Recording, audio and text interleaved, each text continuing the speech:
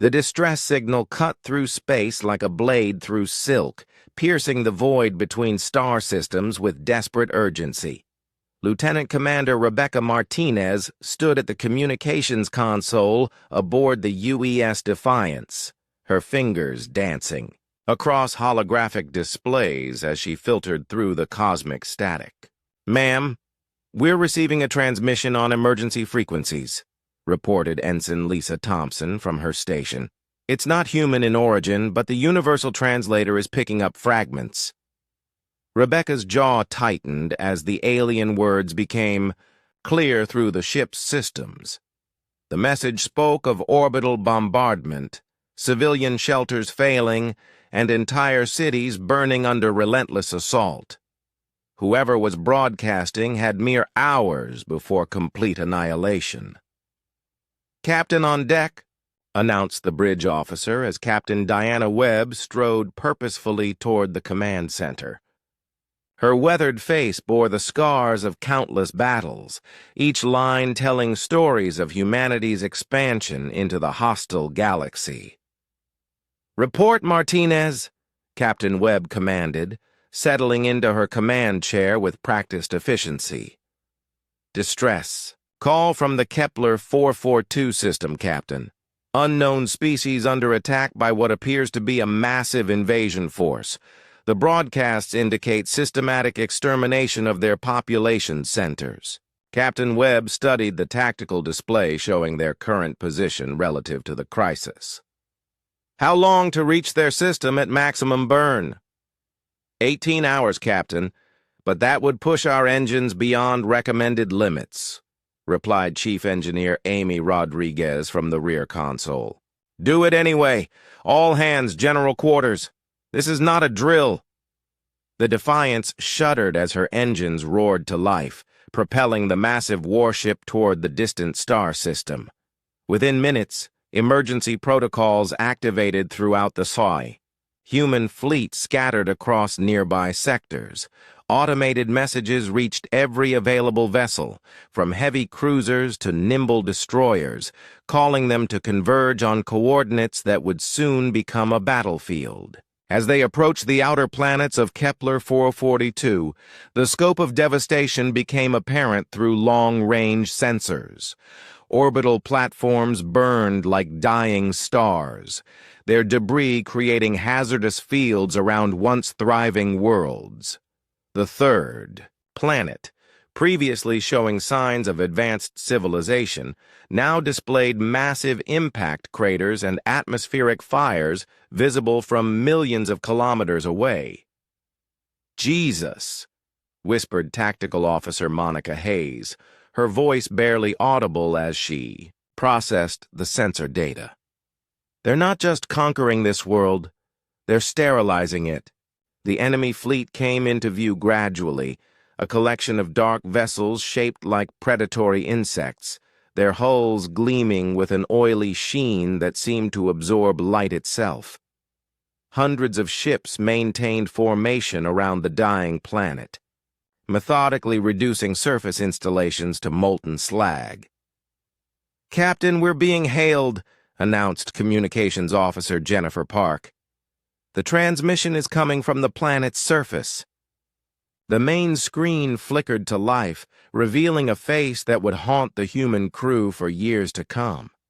The alien woman possessed delicate features with luminous golden eyes that held depths of ancient wisdom. Her skin bore an ethereal pale blue tint, and pointed ears suggested evolutionary adaptation to enhanced hearing. Despite obvious exhaustion and terror, dignity radiated from her bearing. "I am Lyra Lai of the Elvarian High Council," she said, her voice carrying musical tones that the translator struggled to convey properly. "We have watched your species from afar, young humans. Your reputation for tenacity and fury in battle precedes you across the galaxy. We invoke the ancient codes of civilization and request aid against the Devourer swarm." Captain Webb leaned forward, studying the alien woman's desperate expression. This is Captain Diana Webb of the United Earthship Defiance. What forces do you have remaining? Our defense fleet lies broken in orbit above us. Our people huddle in failing shelters, while death rains from the sky. We have perhaps 6 hours before the atmospheric processors fail and our world becomes uninhabitable. I will not lie to you, Captain Webb. We are defeated.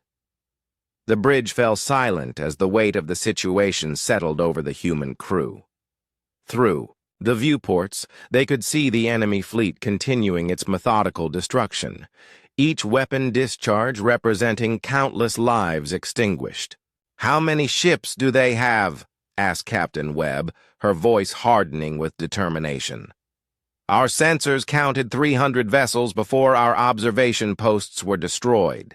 They are heavily armed and have shown no mercy to civilian populations." Captain Webb stood slowly, her decision crystallizing with each passing second. "Martinez, signal the fleet. All available ships to converge on our position immediately. Priority Alpha authorization." "Captain," interrupted Commander Patricia Foster, the ship's executive officer, "we have 37 ships responding to the call.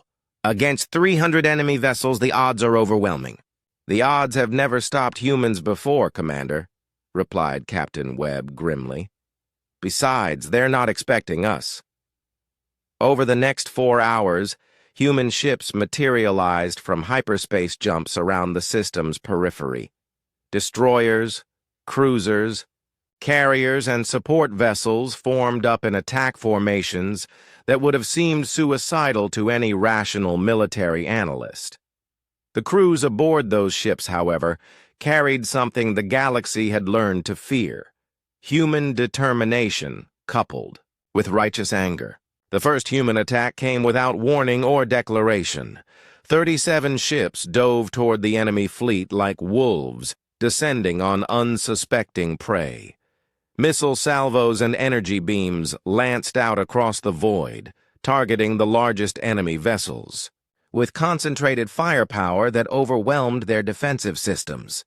The enemy fleet, caught completely off guard by the sudden assault, scrambled to respond. Their ships were individually larger and more heavily armed than the human vessels, but they had not anticipated facing opponents willing to exchange fire at point-blank range. Captain Webb watched the tactical display as her ships closed to distances that made defensive maneuvers impossible for either side. "All ships, weapons free. Show them what happens when they threaten innocent people." The battle raged for 6 brutal hours.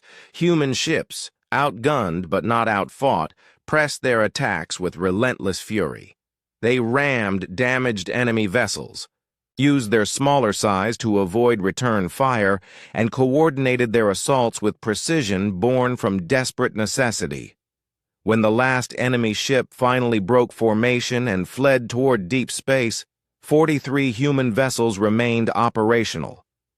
The Elvarian world below still burned, but the bombardment had ceased. Rescue shuttles immediately launched toward the planet's surface, carrying medical supplies and emergency equipment. Lerelay's transmission reached the human fleet as they began rescue operations. Tears streamed down her face as she spoke, her voice trembling with emotion and gratitude. "The galaxy will remember this day, humans. When darkness threatened to consume light itself, you came. When hope seemed lost, you brought fury and determination. The Elvarian people owe you a debt that spans generations." Captain Webb smiled, grimly, as she watched her crews working tirelessly to save alien lives.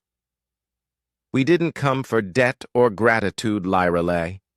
We came because it was the right thing to do." The rescue operation continued for days, pulling survivors from collapsed shelters and providing aid to a world devastated by war. The human fleet remained in orbit, guardian angels ensuring no enemy force would return to finish what they had started. In the weeks that followed, Word of humanity's intervention spread across civilized space. The species that had once been dismissed as primitive newcomers had proven their worth in the crucible of battle, earning respect through blood and sacrifice. The alliance forged that day would reshape galactic politics for centuries to come, but none of the human crew members considered the broader implications. They had heard a cry for help and responded with everything they possessed.